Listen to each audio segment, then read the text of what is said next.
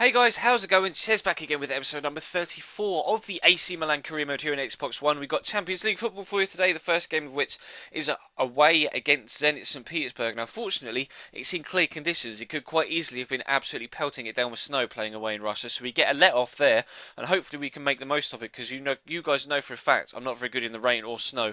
But the group is so tight, as you can see. Ourselves, PSG and Ajax all sit on 7 points with 2 games remaining, and Zenit sit bottom with 1 point. And that particular chance there is probably the reason why they sit bottom of the table on 1 point. An absolute swinging air shot from their attacker there, Tom Cleverley style, and they almost get a stroke of luck. Lol. They almost get a stroke of luck as it rebounds off the defender and almost goes in for an own goal. But we were able to clear it, and their goalkeeper was on hand here to make a good save from Pedro to keep us out in the 26th minute. We are going to have a corner. Pedro himself is going to take it. Up goes Bonucci, hits the post, and then somehow Kazuki Honda puts the following header over the bar. I think it was just a case of me pressing LB to change player and it registering a lob shot as opposed to just the changing of the player that I want to be in control of. I know a lot of you guys have encountered that sort of thing before when it comes to FIFA, but we encountered a little bit of nervous squeaky bum time there. The goalkeeper made me particularly uneasy when Hulk had that shot from distance. He didn't seem too interested in it, and then right at the last minute he almost panicked and threw himself down at his near post and was like, oh shit, it's going to go in the bottom corner, but fortunately it didn't, and we were able to push further into the second half and maintain a clean sheet, and that could be vital as Deschilio breaks into the box, stands the ball up, but Barry Balotelli's header is particularly weak, and that kind of summed up our attacking performance in this game up until the last 10 minutes or so, when we actually started to play some quite nice football. As you can see here, some really nice one-touch stuff on the counter-attack. Leaves Stefan El Shaarawy one-on-one, and it's just a tidy little finesse shot underneath the goalkeeper into the back of the net. It's actually going to win us the game. Now, whether we actually deserved to win the game outright or not, I'm not particularly too sure, but you have to say that's probably going to put us through to the knockout stages of the Champions League with a game in hand. Of course, that game will be against PSG in the next episode or two. But we bounce back to Serie A action in the second game. We've got a game at noon on the 30th of November away at Napoli. So it's 2 massive away games in a row. A couple of rotation players in there. Martin Caceres is playing at centre back, and we've got Julian Draxler and Giovanni Dos Santos in there as rotation for Kazuki Honda and Pedro, just to make sure that players don't get too tired. But we currently sit 6th, Napoli are 4th, and this would be a perfect opportunity for us to close the gap towards those Champions League spots. And we almost got off to a fantastic start here. Balotelli turning the defender beautifully while having a great shot.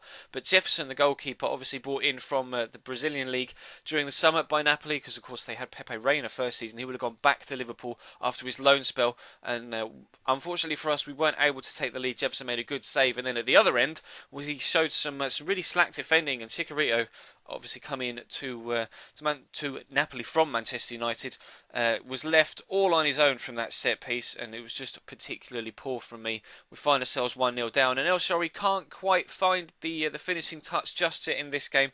Probably had a bit more time and space to run into those. You see the run from Mario Balotelli kind of drew the 2 defenders away, and I had 5 or 6 yards to run into, but I perhaps panicked a little bit and showed less composure than I should have done, and snatched at the shot. But Giovanni Dos Santos is going to take the ball into his stride really nicely. Jefferson makes a good first save, and unfortunately is able to get back up and across to the follow-up shot from Nocerino, and we aren't able to get ourselves back in the game just yet in that chance right at the end of the first half. Actually, it was like the 45th or 49th minute of the 49 minutes in the first half. And Balotelli turns inside beautifully. They're lovely run, and then unfortunately the first shot gets blocked, and the second one he can't get enough power behind. He just kind of scoops at it, and it's an easy save for Jefferson. That really wicked me off. I made a couple of changes. Brought on Adam Yates, as you can see, and he's going to have an opportunity here right in the last dying stages of the game.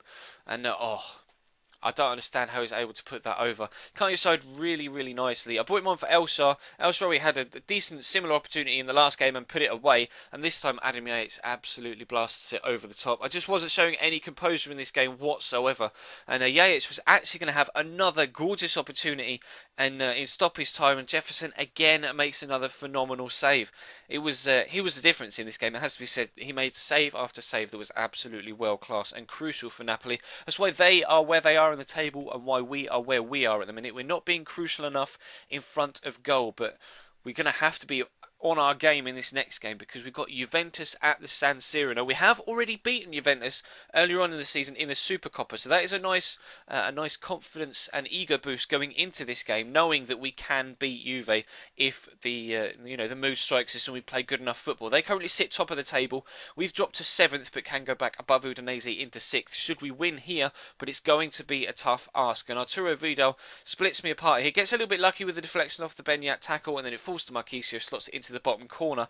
We find ourselves 1-0 down after just 9 minutes, which is disappointing, but we know we can fight against Juventus and we know we can perform well if I just kind of knuckle down, get my game face on, and really, really pull out some opportunities. And we started to frustrate them as I kind of nailed down some defensive solidity towards the end of the first half, and that was what they were reduced to. Long shots like that one from Paul Pogba that flew straight over the top of the bar. And we started to find ourselves more and more on the attack. Mario Balotelli here with a great chance, and it's just Salvatore Sirigu with a phenomenal save. I've said that twice now, haven't I? But it was a phenomenal save, a really, really clinical save with Balotelli one-on-one coming towards the end of the first half. So we went in 1-0 down at half-time, and it wasn't until a little bit later on in the second half rather, that we really stepped up the game again to try and make sure that we could get ourselves at least a point out of this game. But Sirigu was on hand for a second time to make a great save to deny us the opportunity to score.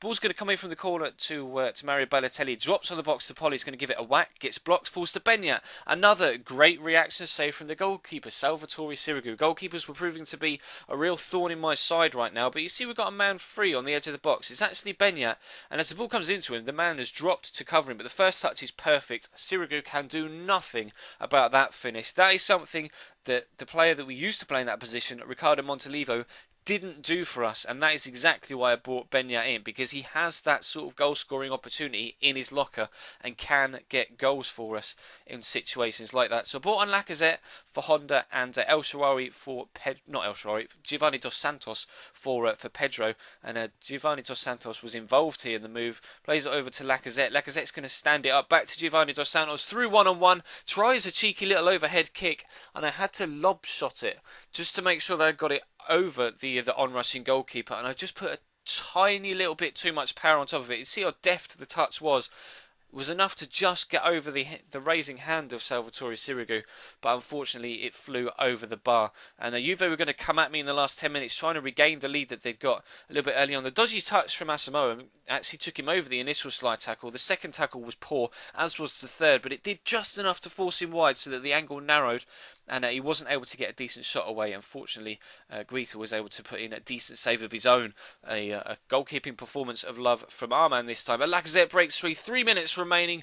Lovely step over, turn inside the defender. Not the most accurate of finishes, to be completely honest. Basically straight at the goalkeeper, but I think that was what actually made it go into the back of the net. Sirigu was expecting to have to dive off to one of his corners again, and we put it through him, and he wasn't ready for that, and that's the reason why it was tidily slotted underneath the goalkeeper into the back of the net. We take a 2-1 lead, but Juve came at me again there. As you can see, Carlos Tevez drawing another good save out of Vicente Guita, and we're able to keep ourselves in the game once again. We push it on the right hand side. El Shaarawy again breaking past the defender with consummate ease, passes the ball into Balotelli, who lays it back to Polly. It's going to have a whack from distance. Another good save by Sirigu. Goalkeepers, man, honestly, this season they've been doing some superb work against me, and it's the reason why we are where we are in the league. But if we can have some chances like this one, Milan 3, Juventus 1, as Mario Balotelli pops the header into the top corner, then we will be getting ourselves back up the league. As you can see, that was the 95th minute, really at the very end of the game, but we'd already won it with that 87th minute goal from Alexander Lacazette. So we moved back up into 6th. We're only 2 points behind Roma now, and only 6 points behind Napoli. We would have been even closer had we been able to get a win against the Naples side, but unfortunately they were able to beat us with that Chicharito goal, and Jefferson put in a massive performance for them. But we'll push on into tomorrow's episode. Hopefully we'll have some more good form, get another couple of wins if we possibly can in the league and in the Champions League against PSG to ensure 100% our progression through to the knockout stages of that competition. But that's going to bring this episode to a close, guys, so please do feel free to leave the video a like if you could be so kind. The past 2 videos of these haven't really done as well as the rest of this series, so I'm not too sure what's going on there. I don't know whether it's just the fact that it hasn't hit sub boxes or whatever, but hopefully this video can get some good support from you guys. And if you missed the previous episode, if that is the case, the sub box is not working, then there's an annotation on the right hand side to take you to it. If you aren't subscribed to the channel already, then feel free to do so. There's a link in the description, your usual subscribe button, and an annotation on screen on the left hand side. There's a link in the description as well, as you can see at the top of the screen. My Twitter is @ChesnoyGaming. Come follow me over there as well, and we can have some banter on Twitter. I know everybody loves a bit of Twitter bants, and we're over there. Recently hit 800 followers, so it'd be nice to get on the march to 1,000 there as well. We're on the march to 9,000 subscribers as well, which is absolutely superb. So thank you very much for watching, guys. We'll have my player out tonight, of course. There was a World Cup Stickerbook yesterday, so as always, feel free to check the channel page for anything you may have missed. But that's all for today, guys. Thank you very much for watching, and I will see you next time.